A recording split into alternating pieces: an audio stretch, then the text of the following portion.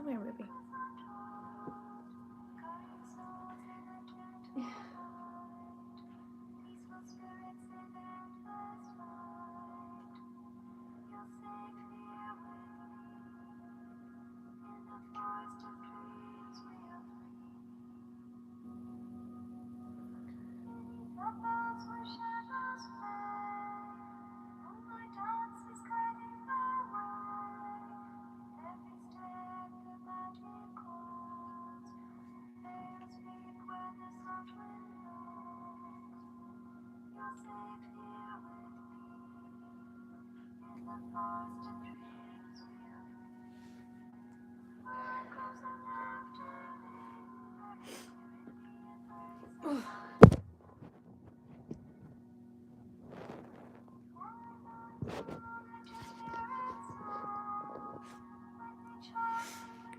Hi.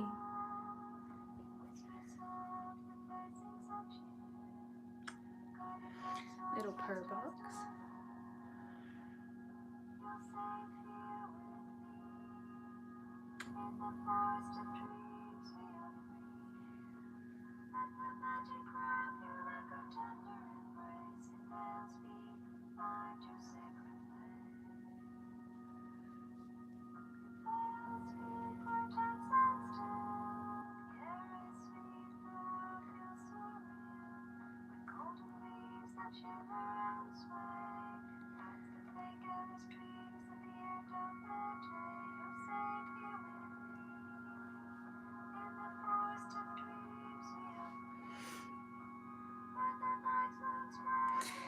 Oh, I'm so glad you like my content. This is Minnie right here.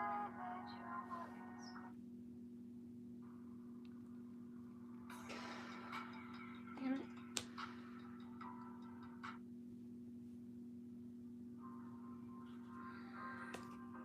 Anyway, how's everyone doing?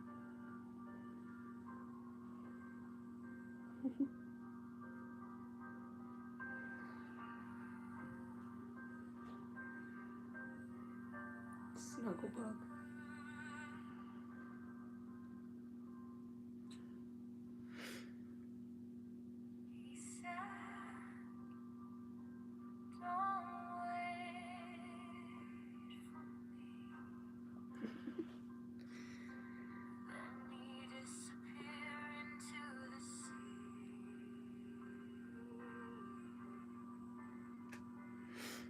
Hope everyone's doing well.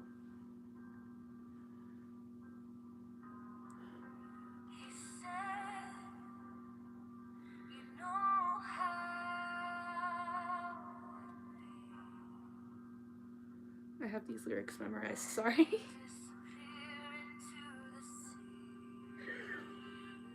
Did that hurt? He just nudged my tooth.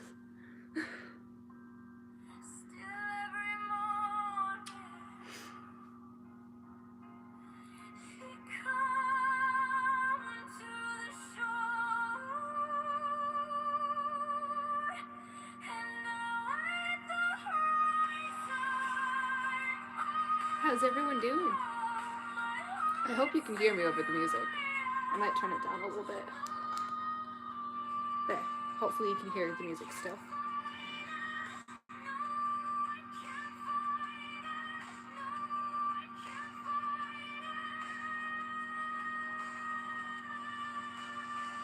I need to bring this music back. It's been a while since I've written a song.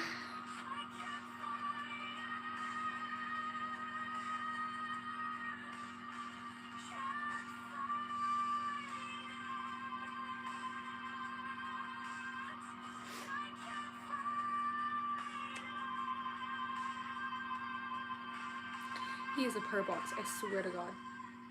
Yeah.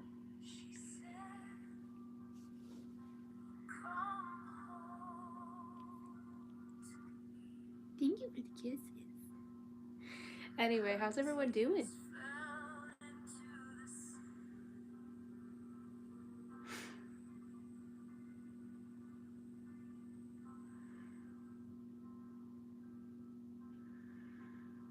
I think after this song we can get started. I want to wait for a couple more people. Sweet boy.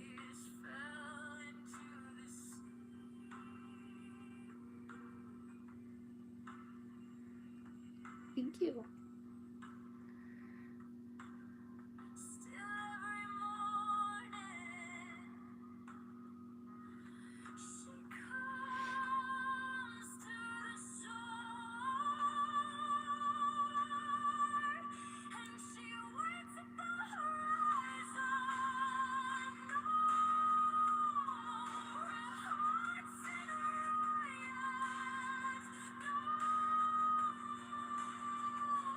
What you grumbling about, huh?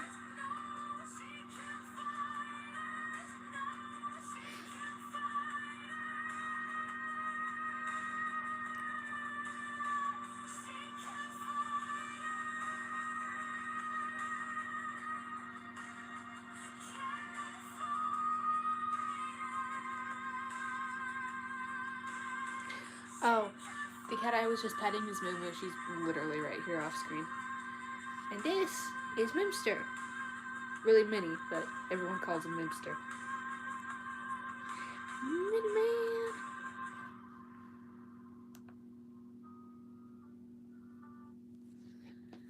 Okay, I think we can get started now. Hang on, I need a sip of my tea real fast. Green tea is not for kitties, no. Okay, let me adjust you guys. My allergies are acting up now because of you, sir. You are so sweet, but I am so allergic to you. And covered in their hair, I swear. Anywho, Sunday, 1:13 a.m. My phone vibrates. What was that? Sir, stop. My phone vibrates. It's Slate. I leave the playhouse and sprint across the yard to the street. A pair of headlights is rolling slowly toward me. I grab the passenger side door and get in. Slade starts to drive. Yes, hi, baby. I see you. I'm too overwhelmed to speak. Overwhelmed by what's happened. Overwhelmed by suddenly it being close to him. By sitting in this seat where I spent so much time when we used to drive to parties and kegers and secret hiding places. Oh, I'm sorry. I didn't mean to irritate your ear. Thank you so much. I managed to croak. It's okay. He's got alcohol on his breath. It's not...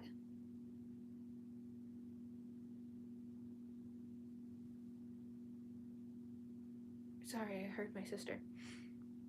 Anyway. It's not surprising for a Saturday night. But should he be driving? Oh my god. Your hair, sir.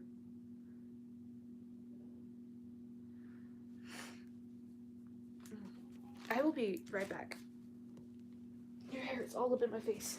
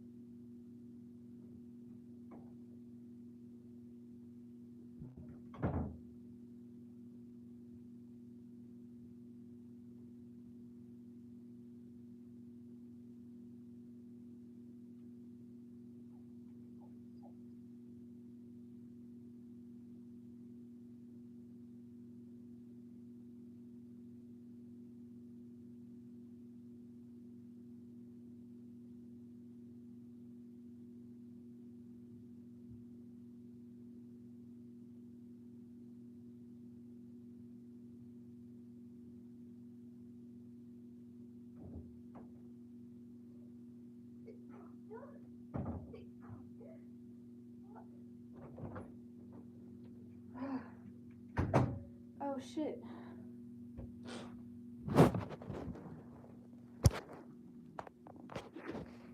I knocked you guys over. I am so sorry.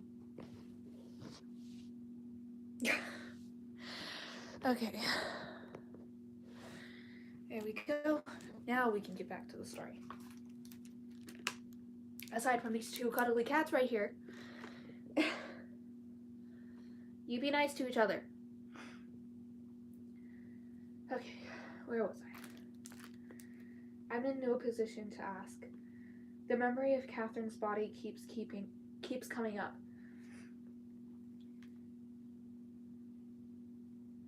Knowing her, I'd suspect. Would you stop? It was a ruse, a nasty trick, but it wasn't. I felt her pulse. I saw those wounds and that blood. Unless it's some kind of crazy dream I'll wake up from at any moment, it's real. I take a deep breath and force myself back to Slate. I meant everything I said on the phone. Girl. Hey! Watch it! You gonna be like that all night? Take that as a yes. I'm not dealing with this all night. No. I barely touched you, Jesus. Drama queens. Stay. Okay. Now we can get back to the story. If the phone will stay. He doesn't respond. Doesn't look at me. Just drives. So I tell him what happened tonight. How I found Catherine. He picked up the knife. He asked, surprised. It was dark and I wasn't sure what it was. And the next thing I knew, they were taking pictures. Sorry, I can't hear in front of my ears all of a sudden. I hate when that happens. Anyway. Of you holding the knife? Uh-huh. And I tell him how I thought of Sebastian and what everyone was bound to think and how Dakota said to call the police and I got scared and ran away. That's when I called you. I didn't know what else to do. What do you think I should do? He's quiet for a moment and says, go to the police, Cal. Tell them what happened. Sorry, she's being a cat. They'll never believe me. You don't know that. After what happened with my brother, and with my fingerprints on the knife, are you serious? I feel myself getting worked up. Calm down, Slate says. I take a deep breath. We ride along in the dark.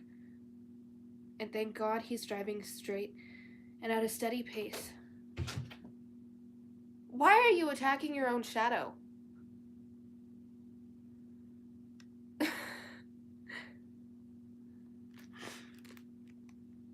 Okay, where was I?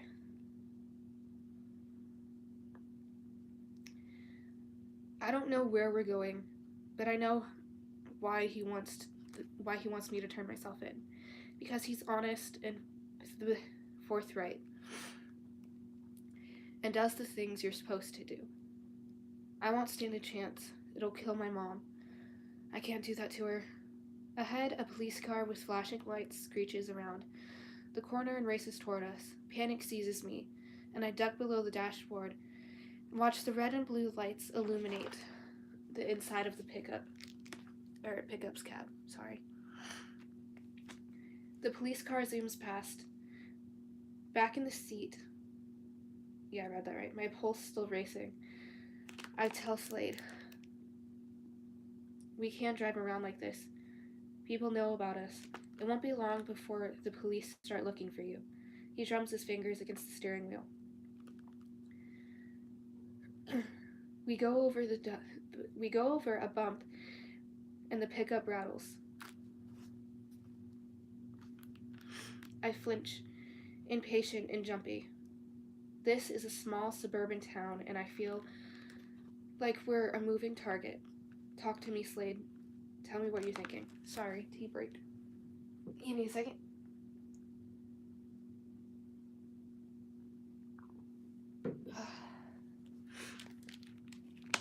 Anywho. Keeping his eyes straight ahead, he says, you said you wanted to explain why you broke up with me. Sorry, I just had a random thought. Anyway. I do, but not driving around like this. Make a left, okay? The old EMS building? Uh-huh. Just before the bridge over the train tracks, Slade turns into a driveway. The ride gets bumpy. The asphalt has broken up, and there are ruts and potholes. What are you doing now? Minster, what are you doing? What are you doing, sir? Weird kitty. Oh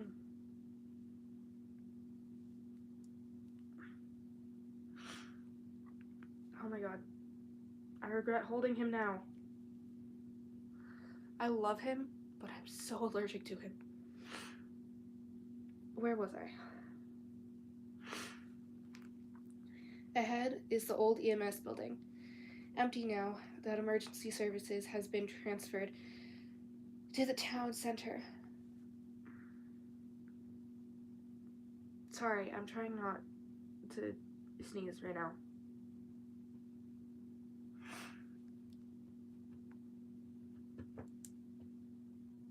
Minster! Sir! Go. You're being an ass right now.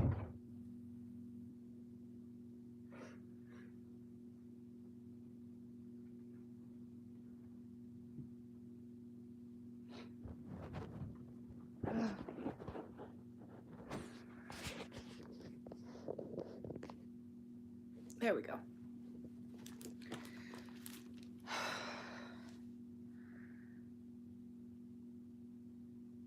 Oh. I just read the username.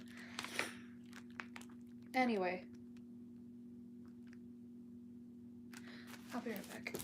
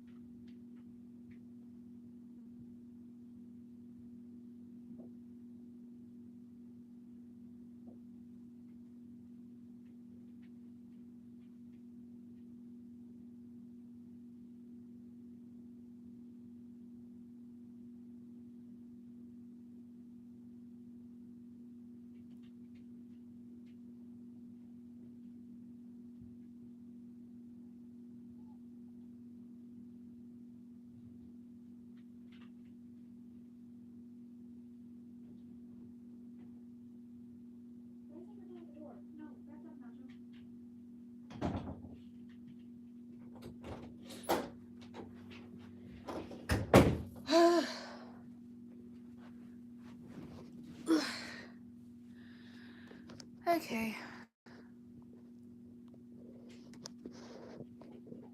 Stay. I'm back.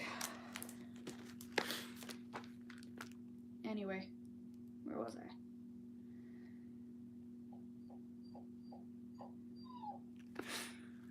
Slate drives to a far corner of the parking lot where trees block the moonlight, and it's almost as dark as it was in the playhouse. I lower the window and hear the distant hum of traffic from the throughway. Throughway? I don't know how to say that. I hope I said that right. Across the lot, the old EMS building is dark and empty. Sometimes Slade and I hung out there with the EMS crew, playing pool or just talking and passing the time. Cool night air drifts in through the open window. Slade is waiting for my story. What about Alex? Catherine asked one day at lunch. It seemed like... Sorry for the whining. The dog went into my sister's room. Hi, welcome in. It seemed like the more I resisted her suggestion that I could find a better boyfriend, the more intent she became on proving it. I rolled my eyes at her. A hush rippled through the other girls at the table. No one else dared roll her eyes at Catherine. The great. That's okay. But while she might have beheaded another girl for it, Catherine tolerated it from me, almost as if she knew that the more I needed that the more I needed her approval, the more I had to demonstrate my independence.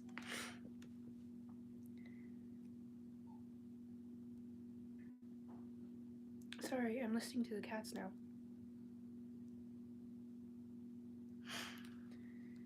Brianna, go ask Alice if he'd like to go out with Callie, Catherine said to one of the far end of the table girls.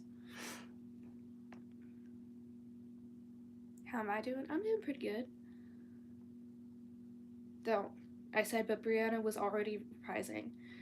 She was new at the school this year, wore her long black hair in a ponytail, and was tall and athletic and played on the girls' basketball team. Again, you don't need ands that many times in a sentence.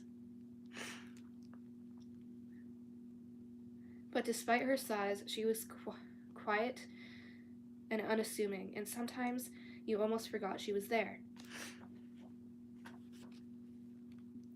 As Brianna started across the cafeteria to the table where Alex sat with some friends, I pretended to be embarrassed.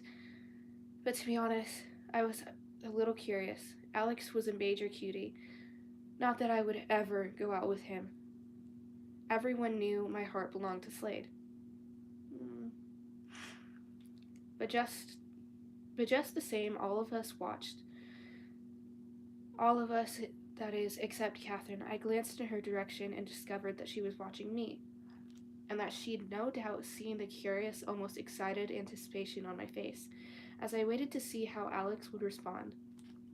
Now, instead of faking embarrassment, I truly did feel my cheeks grow hot, and I realized that the whole thing had nothing to do with how Alex might answer. It had everything to do with how I felt about his being asked. And that's my beautiful raindrops. It's the end of chapter 9. Or, not chapter 9, chapter 8. Sorry, I read chapter 9 as I was closing the book. Please tell me your thoughts and theories in the comments. I'm always in those comments. I love hearing your thoughts and theories. But I will be back tomorrow with chapter 9. And until then, good morning, good afternoon, and good night, my beautiful raindrops. Stay spooky, stay weird, stay dreaming.